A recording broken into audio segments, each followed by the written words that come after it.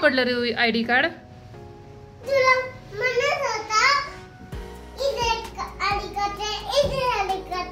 हो का? अय्यो मला माझ्या लक्षातच नाही मग. त्या दिवशी मी आलती ना स्कूल मध्ये आणि मी कुठं टाकलं? तुझ्या छोट्या बॅग मध्ये. आणि मग मला रेड बॅग मध्ये. मग मी विसरून गेले आणि मी कुठं पाहत होते हँगरला अडकवलंय का, है की नाही? हो ना. बरं मग आता रेड ते स्वेटर काढून टाकणार रिऊ प्लीज. मॅम ओरडतील रिऊ, हे अलाउड नाहीये.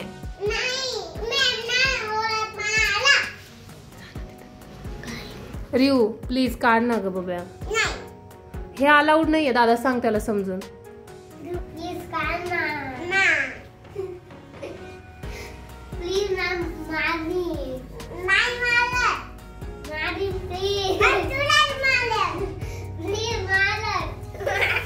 असं करायचं नाही.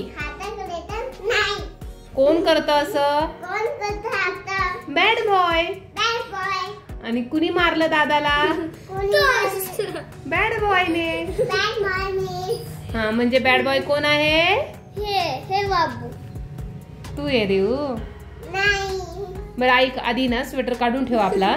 आपल्याला जायचंय स्कूलला. नानू आता येईल का? ही काय ऍक्टिंग? मॅमला काय बोलशील? हॅपी बर्थडे नाही, हॅपी दिवाळी. बाय माऊ. बाय बबडी. गुड मॉर्निंग सर्वांना. नवीन दिवसाची नवीन अशी सुरुवात झालेली आहे आणि रिऊची नेहमीप्रमाणे नौटंकी सुरू झाली आहे. त्याला ॲक्च्युली स्कूलला जायचं नव्हतं, पण कसा बसा रेडी केला, कारण की त्याला हे रेड स्वेटर घालायचं होतं. त्याला नको म्हटलं घालायला, मॅम ओरडतील, अलाउड नाही आहे. तरी पण त्याने काहीही ऐकलं नाही माझं आणि तसाच रेड स्वेटर घालून गेला. नंतर ना मॅमला मी जेव्हा सांगितलं की हा असं असं करतो, त्यावेळेस मॅम बोलल्या की त्याला ऑलरेडी अंबिका मॅम ज्यांच्या कोऑर्डिनेटर आहेत त्या ऑलरेडी त्याला बोललेल्या आहेत की असं चालणार नाही म्हणून. आपण किती वेळा त्यांना सांगितलं ना कोणत्या गोष्टी चालतात कोणत्या नाही, तर ते मुलं इतकं ऐकत नाहीत तर त्यांनी त्यांच्या टीचरने सांगितलेलं ऐकतात. चला तर मग आज आहे भाऊबीज म्हणजे दिवाळीचा आजचा हा शेवटचा दिवस.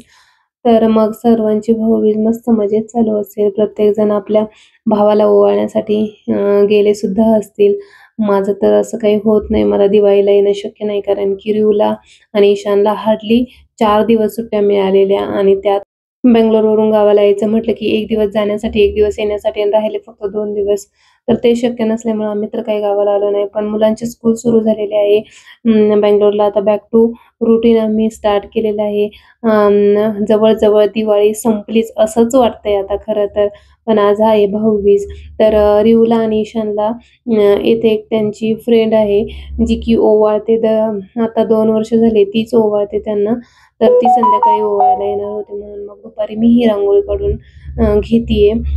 घरातली सर्व कामं जवळजवळ माझी आवरलेलीच होती, पण आता हे रांगोळी वगैरे म्हटलं काढून घ्यावं. आणि नंतर ना रिऊचा आणि ईशानचे क्लासेस असतात तर त्यांना सोडवायचं, घेऊन जायचं आणि परत रिऊच्या क्लाससाठी मला तिथेच थांबावं लागतं, कारण की 1 तास पटकन निघून पण जातो आणि थोडा वेळ तिथं बसून परत जा या ह्यापेक्षा मी तिथेच बसून घेते. आणि मग 1 तासानंतर ना त्याला घेऊन आल्यावर परत संध्याकाळी स्वयंपाकाची तयारी म्हणा किंवा आता ही त्याची सिस्टर येणार होती ओवायला, तर म्हटलं चला आताच रांगोळी काढून घेऊया. मग ही दुपारीच मी रांगोळी काढून घेतली आणि नंतर ना रांगोळी काढून होईपर्यंत ईशानचा ही स्कूलचा टायमिंग होणार होता, जो की त्याला मला घ्यायला जायचं होतं.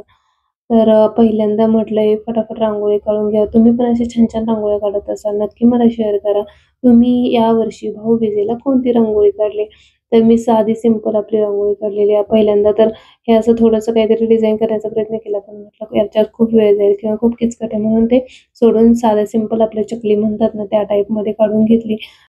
असं काहीसं डेकोरेशन असणार आहे हे, जे की मी भाऊबीजेसाठी रेडी केलेलं आहे. जे काही तोरण वगैरे होतं थोडंफार डेकोरेशन होतं ते तसंच होतं. कपडे जे सुकत घातले होते ते मी वरून घेऊन आली आणि ही आहे संध्याकाळची तयारी. म्हटलं स्वयंपाक वगैरे करून घ्यावा. त्याआधी जे काही भांडे होते रिऊ ईशानचे टिफिन म्हणा, बॉटल म्हणा किंवा दुपारचे जे भांडे होते राहिलेले ते मी आधी पहिल्यांदा क्लीन करून घेतले. नंतर भाजी शिजायला टाकली.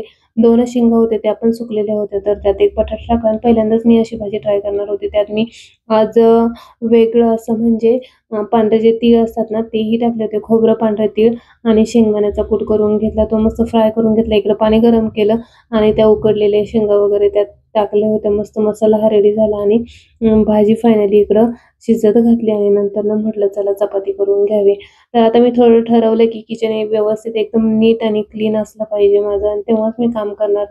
आता मी स्वयंपाक करते तोपर्यंत इकडं खेळत होता आणि सकाळी मी तुम्हाला मिनी व्लॉगमध्ये दाखवलं होतं की मी ज्या पणत्या माझ्या राहिल्या होत्या जळाल्या होत्या तर त्याचा हा छानसे दिवे आता बनवले, जे की पाहू शकता तुम्ही व्हिडिओमध्ये किती छान मस्त प्रज्वलित झालेत. कारण की काय होतं ना ते मेन मी वेस्ट म्हणजे फेकूनच देणार होते. त्यातली वात पूर्ण निघून गेली होती. पण सहज एक व्हिडिओ पाहिलेला होता. म्हटलं चला आपण पण ट्राय करून पाहूया की ह्याची पणती जमती का? कारण की तसंही वेस्ट जाणार होतं. तर आज मी बऱ्याचशा अशा फेकणाऱ्या गोष्टींपासूनच हे छानसं डेकोरेशन केले आहे. कारण की हे फ्लॉवर पण आधीच्या डेकोरेशनसाठी जे यूज केले होते ना तेच मी आता येथे यूज केले ह्या रांगोळीभोवती. परत दाराचे फुलं मी ठेवली ना ते पण आधीच्याच डेकोरेशनचे जे व्यवस्थित आणि थोडेसे फ्रेश होते ना तेच फक्त मी ठेवली. हे जे काही तुम्हाला दारात दिसतं येलो आणि पर्पल कलरचे. तर उद्या ही रिव्ह्यूची ॲक्टिव्हिटी तर त्यासाठीही मी तेच फ्लॉवर देणार आहे जेवढे छान छान असतील ते. असा होता आमचा भाऊबीजेचा ब्लॉग. तुम्हाला कसा वाटला नक्की कमेंट करून सांगा. थँक्यू.